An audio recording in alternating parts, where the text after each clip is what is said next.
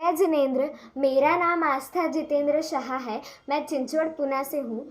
आज मैं आपको हमारे दशलक्षण पर्व के 7वें दिवस अर्थात उत्तम तप धर्म के बारे में कुछ जानकारी देना चाहूँगी। उत्तम तप का अर्थ क्या है? उत्तम तप का अर्थ होता है जो तप हमें बाह्य सुख ना प्रदान करे, अर्थात बाह्य सुख से हमें दूर रखने में सहायता करे और हमारे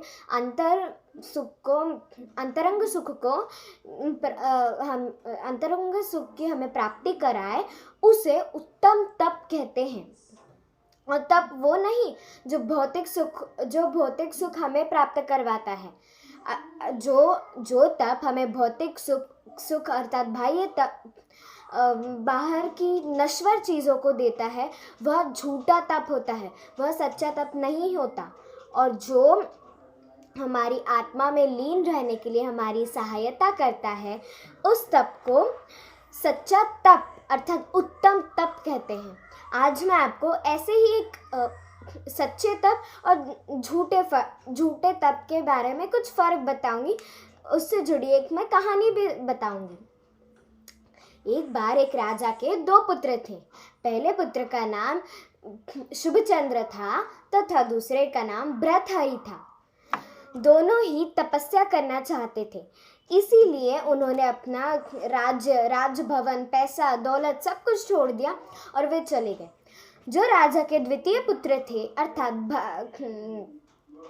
भृतहरि थे, वे एक तांत्रिक के पास गए और उन्होंने सारी तांत्रिक विद्याएं सीखनी शुरू कर दी। और जो राजा के प्रथम पुत्र थे जिनका नाम शुभचंद्र था, वे दिगंबर जैन मुनिराज के पास गए और मुनिराज की शांत मुद्रा को देख वे अत्यंत प्रसन्न हो गए। महाराज जी ने उन्हें उपदेश दिया, हे राजकुमार शुभचंद्र, तुम सच्चे धर्म और सच्चे तप के शरण में आओ और तुम सच्चा तप करके अपने अंतरंग सुख को प्राप्त करो। यह सब सुनकर शुभचंद्र को वैराग्य हो गया और उन्होंने उसी समय वहीं पर दीक्षा ले ली और दीक्षा लेकर तप करने लगे। ऐसे उन दोनों को तप करते करते 12 साल यानी कि बहुत बड़ा काल बीत गया। फिर 12 साल बाद राजा के द्वितीय पुत्र अर्थात भृतहरि ने अपने तांत्रिक गुरु से पूछा, हे गुरुवर, मैंने जो इतनी कड़ी तपस्या 12 सालों तक की है, उसका मुझे क्या फल मिलेगा? तो गुरुदेव ने कहा कि तुम अब सारी तंत्र मंत्र विद्याओं में एकदम निपुण हो गए हो और तुम्हें इसके फलस्वरूप एक रस मिलेगा जो किसी भी चीज़ को सोने में बदल सकता है। यह सुनकर भृतहरि बहुत खुश हो गए और जैसे ही उन्होंने वह रस प्राप्त किया, उन्होंने अपने सेवक को बुलाया और उससे कहा कि वह सेवक भृतहरि की पूरी सारी बात मानता था और भृतहरि ने उससे कहा कि तुम ये रस मेरे भाई को दे आओ, मैं अपनी खुशी उनके साथ बांटना चाहता हूँ। यह कहकर भृतहरि ने उस सेवक को शुभचंद्र महाराज के पास भेज दिया। जैसे ही वो शुभचंद्र महाराज के पास गया और उसने बताया कि हे मुनिवर, आपके भाई ने आपके लिए यह रस भेजा है जो किसी भी चीज़ को सोने में बदल सकता है, तो महाराज शुभचंद्र मुस्कुराकर बोले कि क्या फ़ायदा है इस रस का, तुम इतनी दूर इसे कैसे वापस ले जाओगे? तो उन्होंने उसके हाथ से रस लिया और उसे वहाँ पास में पड़ी हुई कुछ पत्थर की शिलाओं पर डाल दिया। और वह सेवक तो अत्यंत आश्चर्यचकित हो गया कि ये क्या किया इन्होंने मेरे गुरु की कमाई हुई तपस्या को ऐसे ही पत्थरों पर फेंक कर नष्ट कर दिया।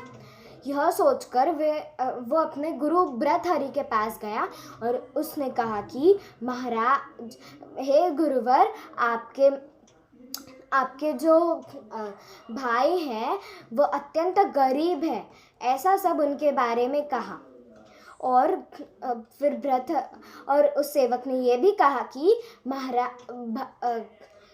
हे गुरुवर, आपके भाई का पता नहीं दिमाग भी खराब हो गया है। उन्होंने आपके कमाए हुए रस को ऐसे ही शिलाओं पर फेंक दिया। यह सुनकर भर्तृहरि को बहुत आश्चर्य हुआ और बहुत गुस्सा भी आया और उनको शुभचंद्र महाराज पर बहुत दुख भी हुआ। तो उन्होंने कहा कि अब ये रस मैं स्वयं जाकर मेरे भाई को दूंगा।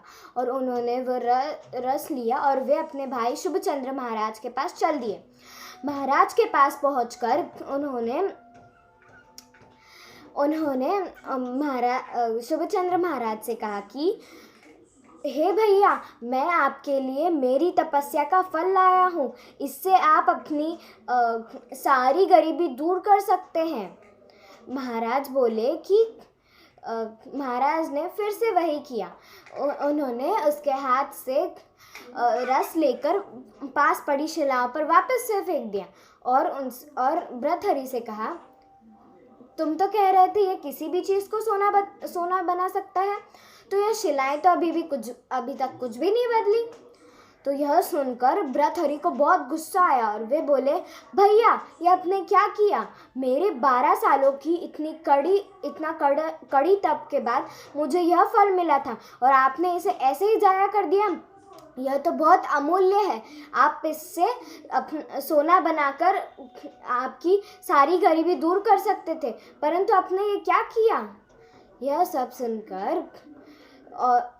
सुनकर शुभचंद्र महाराज बोले कि अगर तुम्हें सोने का रस ही पाना था तो तुमने हमारे सोने जैसे पैलेस को, अर्थात हमारे सोने जैसे राजभवन को क्यों छोड़ा?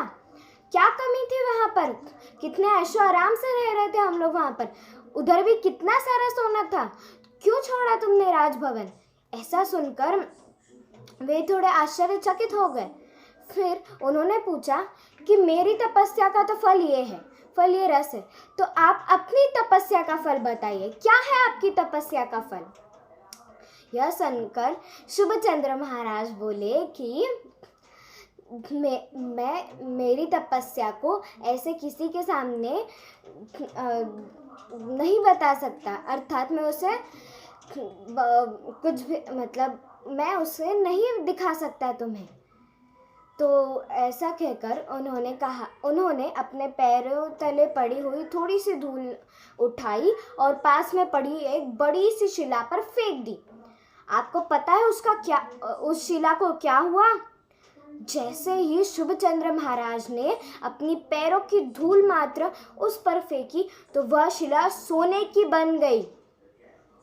और भर्तृहरि बहुत आश्चर्यचकित हुए और अपने बर्ताव पर बहुत दुखी भी हुए और वे उनके चरणों पर नतमस्तक हो गए और बोले कि हे शुभचंद्र महाराज, मुझे क्षमा कर दीजिए। आज तक मैं आपके सच्चे तप की, अर्थात उत्तम तप का मूल्य ही नहीं जान पाया था। हे भगवान, मुझे क्षमा कर दीजिए। आप सही कहते हो, तप ऐसा होना चाहिए जो हमें बाह्य नहीं अंतरंग सुख प्रदान करे, और तप ऐसा होना चाहिए जो हमारी सारी संसार की मुश्किलों को दूर कर दे, अर्थात नष्ट कर दे, अर्थात उनका निवारण कर दे। ऐसा कहकर उनको भी वैराग्य हो गया और उन्होंने कहा कि मैंने तो अपने 12 साल झूठे तप में गवा दिए, पर अब नहीं। अब मैं सच्ची जैनेश्वरी दीक्षा लेकर अपना आत्मकल्याण करूँगा। तो देखा आपने, तप वो नहीं होता जो हमें, बहुत लोग जो हमें बाह्य सुख दे, तब वो होता है जो हमें अंतरंग सुख दे। और बहुत लोग ऐसा कहते हैं कि अगर हमें एक ही जीवन मिला है तो हम उसे तप करके क्यों गवाएं? हम मौज मज़ा कर सकते हैं, क्यों तपाएं हम अपने शरीर को? परंतु ये गलत है। तप हमारी आत्मा को शुद्ध करता है और हमारी आत्मा को निर्मल और पवित्र बनाता है। तो आप सब भी अपनी आत्मा का चिंतन करें और तप करें और सच्चा उत्तम तप करें। आप सभी को सादर जय जिनेंद्र और आप सभी को उत्तम तप धर्म की हार्दिक हार्दिक शुभकामनाएं। जय जिनेंद्र।